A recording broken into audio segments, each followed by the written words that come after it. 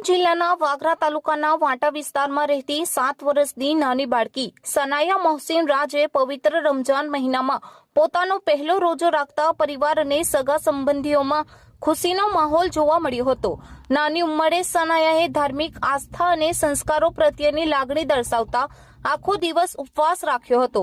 સવારના સહેરી સમયે પરિવારજનો સાથે સહેરી કરી સનાયાએ રોજાની શરૂઆત કરી હતી અને આખો દિવસ ધીરજ અને ઉત્સાહ સાથે રોજો પૂર્ણ કર્યો હતો।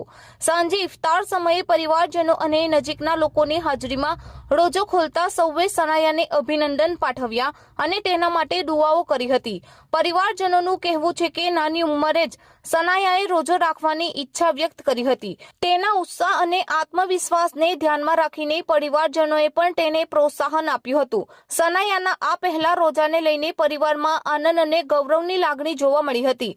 રમજાન મહિનો મુસ્લિમ સમાજ માટે ખૂબ જ પવિત્ર માનવામાં આવે છે, જેમાં રોજા રાખી અલ્લાહની ઇબાદત કરવામાં આવે છે। નાની ઉંમરે જ ધાર્મિક પરંપરાઓનું પાલન કરતી સનાયા મોહસિન રાજ સમગ્ર પરિવાર માટે ગૌરવનું કારણ બની છે।